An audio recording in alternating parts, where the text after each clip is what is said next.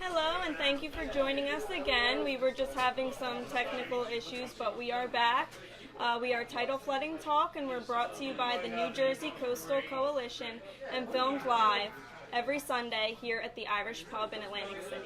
And I'm meteorologist Dan Skeldon. Hopefully the audio's better. I know if it's not, you guys will let us know, and I appreciate it. It is 3 o'clock on Sunday. We are here normally at 7. This week we've decided we're not going to compete against the Philadelphia Eagles. We'll leave that to the Bears. And we're not going to compete with Eagles fans. Irish Pub will be crowded. So this week, and we'll have to see about the next few weeks, we'll adjust the times. So it's 3 o'clock, normally 7, but we really appreciate you guys being here. We have Sean O'Leary here today. He works for SJ Hauck Construction, which is a home elevation contractor.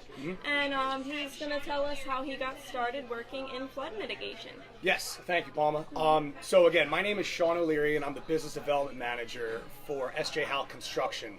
Not only am I a Business Development Manager, I'm also the Certified Floodplain Manager for them. So SJ Hauck is the largest turnkey home elevation contractor in the entire Northeast, which, as we were mentioning a little earlier, what turnkey means is I take your project from soup to nuts, okay? There are people out there that will just go and lift houses, whereas I have a team that'll take you from the design stage all the way to when you get your certificate of occupancy. What we aim to provide is a full, complete package for you, so that way you're not just getting a piece of us. We're guiding the project from start to finish, making it as easy as possible for you, the homeowner.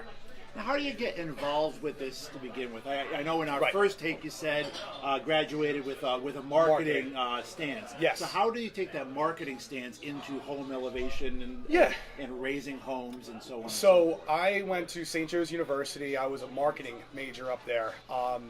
I graduated in 2013, and then in March of 2014, I got asked to come join a home elevation contractor, not SJ Hauck. It was actually a competitor of theirs. They were involved with a grant program that kind of changed gears. They started to allow homeowners to choose their own contractor. So this home elevation contractor needed somebody to learn the grant process in order to properly convey the entire process to the homeowners, to the grant applicants that were in it. So they needed somebody to, act as a salesperson as well as a project manager for them. So I began in this industry in 2014, answering phones. Didn't really have a clue what home elevations really were. However, over the course of time, not only did I learn what lifting houses was, but I also learned the entire process for building a foundation.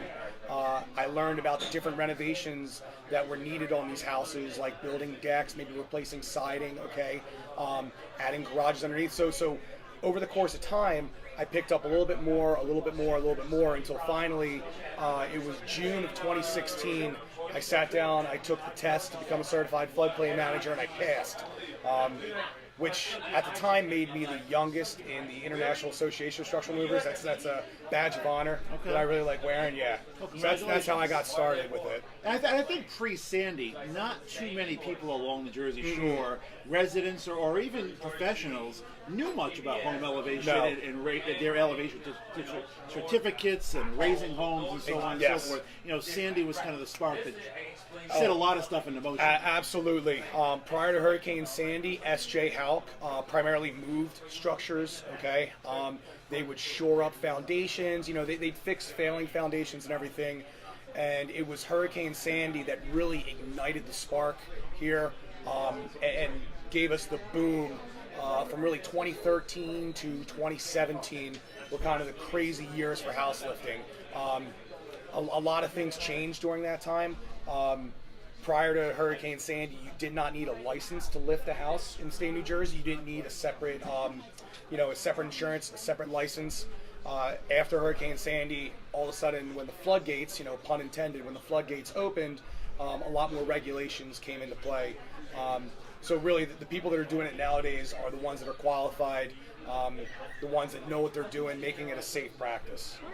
Now, I think people are also learning that elevating their home is not just lifting it, which is what you were saying. Yes. Could you sort of run through the process of a home elevation? Absolutely. So, and how long that process? Yeah, might yeah, take? I'll get into all that. I mean, I get calls from people all the time, and one of the first things they ask is a ballpark price, okay? And it's so difficult to really do any of that without meeting with somebody and getting to know what they want out of the project, okay? Because it's not just lifting the house, okay? First and foremost, when somebody calls me, and if they do like my company, if they like our presentation, and they do like the price that I give them, they end up signing what's called a design build contract with me. As I mentioned in my turnkey speech a couple minutes ago, the first thing that we need to do is we need to get an engineer involved, okay? The engineer goes out, he gets a new survey of the property, he develops a plot plan, he does a soil boring. We need to know what kind of foundation you're going to need. We're going to need to know what your setbacks are for your different decks and whatnot. So first and foremost, for like the first month and a half of the project, we have the engineer involved. After that month and a half, and Palma, this is kind of where you come into play, we need as a contractor to apply for permits, okay? Now the permit process will last anywhere between 30 to 45 days on average. We always anticipate that maybe we get a revision needed or we need to clarify something on the plans. So that will take the 30 to 45 days. So before I can even put a shovel in the ground, I'm looking at about 3 months worth of work. Once we are able to pull permits and the house has been disconnected, the homeowner, our client, has moved out of the house, which we assist you with, I can actually begin the process of elevating. So I'll do any pre-lift demolition to the house. I'll take off any decks, any chimneys that aren't supposed to be elevated. Obviously, if you want to, we can keep them. But I will do my pre-lift demolition. I will then come in to lift the house. I will demolish the foundation if needed, build you a brand new one, set the house back down. At this point, I start building your new decks. I start reconnecting all your utilities, which is your electric, your plumbing, your HVAC. I do any interior renovations that you might want. I do any exterior renovations like new siding, okay, new roof, if that's the case. Obviously, any new decking and everything. And then get you down to the punch list stage, which we go through and we make sure the house is all buttoned up, that there was no damage to the house. You, the homeowner, will then do the same thing. We get you all the way to a certificate of occupancy. Now, the normal project will last anywhere between, 3.5, 4 months up to 6 months, okay? A crawl space home is very simple because I don't need to do any work on the interior, any demolition in order to lift it. So a crawl space home, you're looking at about 4 months worth of construction. It could be less than that, but let's be safe here. A slab on grade home that requires interior renovations, you're looking at 5 to 6 months. And sometimes it could be more depending on what kind of renovations or extra work the homeowner would want me to do. And does that include the 3 months before the shovel goes No, in the it ground? doesn't. So the 3 months would be the Yes. pre-lifting and construction, and then anywhere from 3 to 6 after yeah, that. 3 to 6. And that's where, ultimately, when people call me, they want to know how long they're going to be out of the house for, okay? At the same time, I lift houses for a lot of secondary homeowners. So these are people that might live down here at the beach. They only use the house in the summer, okay? I can't tell you how many calls I will get in August, in September, saying, hey, I want to lift my house and be back in by summer. Well, at that point, we might be looking at a 9-month project. So we always try and push people and encourage people to get the design work done and get the permit process done through the spring, through the summer, so that way I can break ground on your project in the fall and have you back in there by summer with no problems. Now, is that your busy season? Like, are you allowed to lift homes in the summer? Yes. I know demolitions can't be done in a lot of short times in the summer. Exactly. Can you work year-round at what you do? And if so, when is the busy construction time Yes, for you? so we can work at any point during the year. There are some towns with restrictions, as you mentioned, places like Ocean City and North Wildwood. There are certain things that I can and cannot do. For instance, Ocean City, you can't do the demolition between Memorial Day to Labor Day. Also, when you go to drive new piles, there are certain regulations on at what time during the day you're allowed to do all that. My busy season, it really ramps up in October up until about Christmas. The time between Christmas and New Year's, this kind of 3-week period, it does get a little quiet. We're going to ramp back up again. And then construction itself always seems to slow down in the summer simply because my clients don't want to be out of their house in the summer. They want to enjoy the beach, and if this is your primary home down here, you also don't want to have to pay rent during the summer season because it's always a little bit more expensive. At that point, with us being a full turnkey contractor, I might not be doing as many home lifts in the summer, but I have my guys working on other projects to keep everybody busy. Now, what are the greatest challenges of this, and what do you think is deterring people from elevating their homes? So I would say probably the biggest challenge is managing expectations.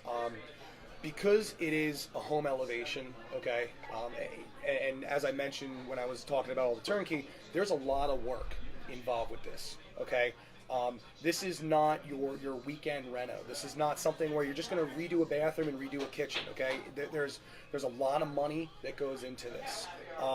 So being able to establish a budget from the beginning and maintaining that budget for the entire time.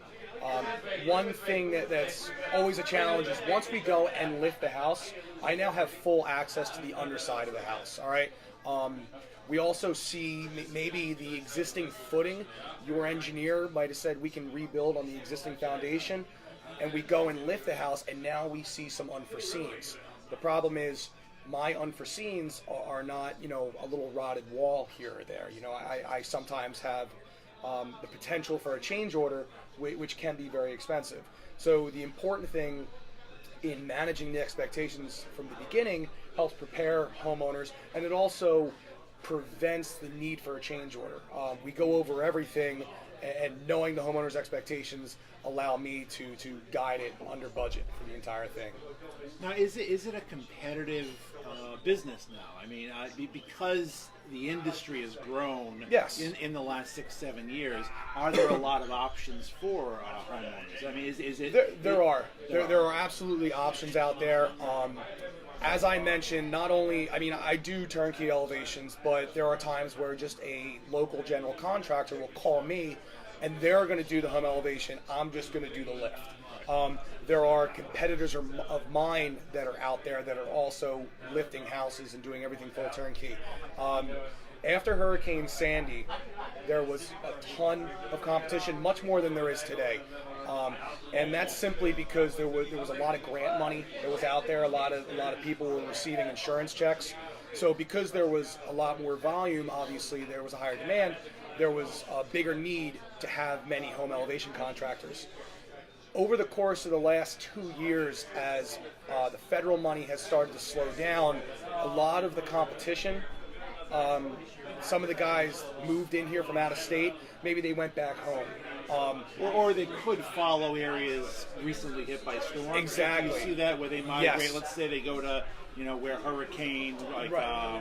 Matthew hit or Florence hit. Right now the big area is Houston. Okay. A lot of people went down to Houston with Hurricane Harvey. Right. Exactly. Houston is, I think, and I'm, don't check me on Wikipedia here. I think it's the 4th or 5th largest metropolitan area in the country in terms of population. So there's a lot of homes down there. And just like Hurricane Sandy happened here, Hurricane Harvey happened there about a year and a half ago. Now federal money is starting to kick down there. So a lot of my competition did go and move down. One thing about SJ Hauck, being that we grew up here, we were founded here, we all live here, we're never going to leave South Jersey, okay? We're always going to have our home here. We're looking at the possibility of sending some crews to help in other parts of the country, but our hub and our base of operations is always going to be the Jersey Shore. Yeah. Now, are there still possibly grants available? And if so, is that something that homeowners can contact you directly now? Yes. When I first started in this industry, it was the New Jersey REM program, which about 7,000 people were approved for. The New Jersey REM program has kind of dried up. There's still some people in that program, but you would have had to apply prior to, I think, 2014 to even be a part of that program. Nowadays, FEMA is starting to come out with some new grant programs. Every single year, the NFIP puts aside a certain amount of money to what's called the flood mitigation assistance grants. A lot of people that can qualify for these grants, or at least are identified for these grants, are either severe repetitive loss properties or repetitive loss properties. And in a nutshell, a severe repetitive loss property is a home since, I think, 1978, has flooded 4 or more times, with each flood claim totaling over $1,000. Or you could be a repetitive loss structure, which is 2 flood claims over the course of a 10-year period, with each flood claim totaling over $5,000. I believe that's it, but point is, if you're one of these homes, chances are you've been identified, and you probably have received a letter from your local town. So different towns up and down the coast are applying for these grants, and they're either putting it out in their town newsletter, or they're identifying the homes directly with certified mail. The homeowners are receiving this mail, finding out that there is a grant application that the different towns are going to put forth, but there are certain criteria that they need. They need to fill out a homeowner's packet. They need to provide proof of an NFIP-backed flood insurance policy, and one of the things that they're going to need is also an estimate, a full turnkey estimate from a contractor. Now again, that's something where a homeowner will call me and let me know that they received this letter. Excuse me. That they received this letter, they could potentially qualify for a grant. They need the estimate, which I can go out and do, and that's a free service. Almost every contractor involved in my industry is going to go and give you a free estimate in the hopes of getting your work one day. There's other, as I mentioned earlier, local contractors can probably write one up for you. They're going to want to contact me, though, for the lift number. So anyway, you end up getting this full comprehensive estimate, which gets submitted to the town, and the local grant writer is going to comprise a grant application. The grant application, they're going to try and get as many severe repetitive loss and repetitive loss houses on this. Now the good thing is, these grants, once they come back from FEMA, you know that money is there. The difference to, say, the REM program a couple years ago is the homeowners, the grant applicants in this case, will not receive any money up front. This is a totally reimbursable grant, okay? Some people will qualify for 75% of eligible cost. Some people will qualify for 90%, and some lucky ones will get 100%. And I say lucky, tongue-in-cheek, because the lucky ones are the ones that have flooded so many times, okay? So you might be getting 100% of the home, of the cost of the home elevation.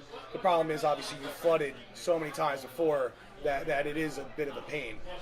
So anyway, the people that qualify for these grants, it's all reimbursable, which means a homeowner is going to have to go out and get some kind of financing, because unfortunately, as a contractor, I can't afford to do your entire project and then float that bill and wait for you to get reimbursed. The good thing is, these grants, as opposed to the previous ones, once the job is done, if all your invoices are buttoned up, the I's dotted, T's are crossed, on average you're going to get your check back from FEMA within 30 to 60 days, which is much quicker than any grant in the past. Now, not to hold you to it, but could you give us an idea of how much this project would cost? I mean, I know each home is different, but even just a ballpark. Absolutely. It's a little different as opposed to, say, when you're building a brand new home, right? Sometimes you might call a local builder, whether it be in Atlantic City where we are here, or in Ocean City, or Cape May, wherever. If you call a custom builder, they're going to give you a square foot price based on what they've done recently, and that could be, $300, $400, $500 a square foot. Mine's a little different because each scope, depending on what you kind of want to put into it, is going to be different. There are some elevations where I just want the bare minimum. There's also some elevations where I want to lift the house, I want to put a garage underneath, I want to redo all my decks and things like that. What I have found is, if you look at the footprint of your home, all right? If you look at the footprint, and whether it be a 2-story or 3-story home, doesn't matter. If you look at the footprint of a crawl space home on average, you're going to be between $130 to $160 a square foot. All right. If you have a split level home, now split level homes are common in say Ventnor Heights for some of our viewing audience. The split level has part of the house on a crawl space, part of the house is slab on grade. You're looking at about $160 to $180 a square foot in that situation. And when it comes to a slab on grade home, and these are the ones that are just sitting right on the ground, you're going to be looking at $180 a square foot plus. And the challenge with a slab on grade home is whatever you have on that ground floor, in order for me to lift it, I need to put my steel through the walls. So everything from 4 feet down ends up getting gutted. These are your kitchens, these are your bathrooms, all your drywall and everything. So I need to lift it, I need to rebuild a flooring system, and I need to put new flooring down, whether it be carpet, linoleum, or tile and hardwood and everything. So it is a little tough. I always encourage people, and as I mentioned earlier about giving ballpark pricing, it's tough. Without me actually going out, measuring your house, talking to you, knowing what your expectations are, it's tough for me to do that on the phone. But I also have some people that will call me that maybe want to buy a house. In that case, I can do the ballpark pricing just because I am able to tell you whether you're going to go forward and purchasing the house or not. It's nice to see you guys can hear us now. Kristen Kaiser, rooting for the Eagles today, as I'm sure probably most of you guys are. Not all. I know there's a Cowboy fan or two in South Jersey that are happy about last night. Giants. Probably not too many more Patriots. Roger Cope, glad you got the sound fixed. Thought he was watching Bird Box, which have you guys seen yet? Not yet. Yes, it is a really Is it as good as everyone movie, says? actually, yes. Wayne Fritz from Lower Township. Hi, nice to you. Tracy Ann says, thanks for the good info, Sean. Greetings from Cape May Courthouse, Robert Egan. Nice to have you on. Kelly Munn thinks he's cute, and I know she's not talking about me, so there you go. John Lockwood, Happy New Year to you. Ben Murphy, nice to have you on. Jeff Davis as well. Again, 3 p.m. this Sunday, and as long as the Eagles are playing at 7 p.m. any future Sunday, we'll see. I'm forecasting them to win. I think you guys are too. Oh yeah. Or hope. Well, my anyway. heart, my heart is open. Yep. Yeah, and meteorologists never mess up a forecast, so you know that'll come true. Robert Kaiser says Sean O'Leary with some exclamation points.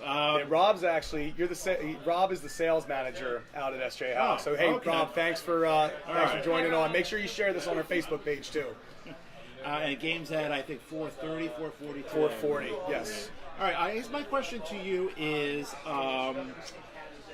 grants go down, so you slow up a little bit. I know you're still busy, yeah. but right, grants go down. Do you think we get further removed from a storm? You know, we don't have a big ticket Sandy or a Jonas or a big ticket storm. Do you think complacency goes up too? Do you think you need a big storm to spread? Oh my God, we can get hit. We got to do something. Right. And the farther you get from it, do you think people forget about it? Yeah, a little absolutely.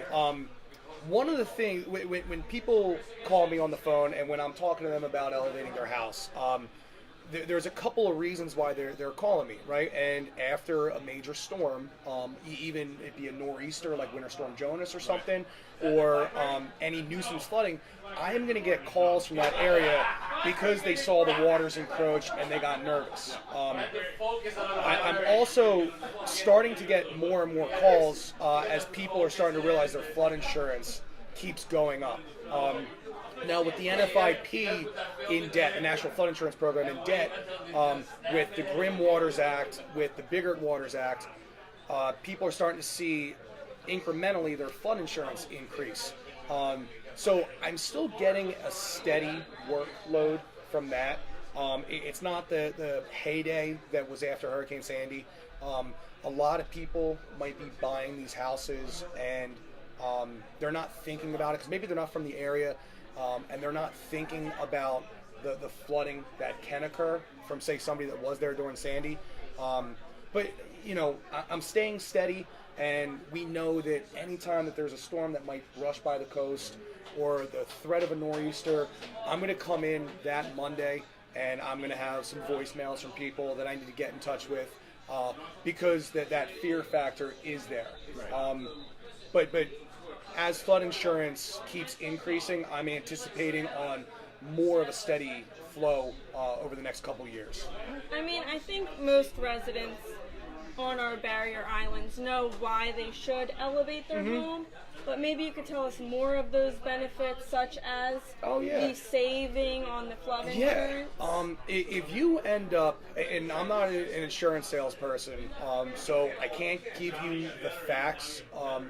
Definitely somebody like Tom Heist, who you've had on here before, would be able to, but if you end up elevating your home and you're 3 or 4 feet above the base flood elevation, no matter what size the house is, you're going to be somewhere between like $500, $600, $700 a year, maybe even less.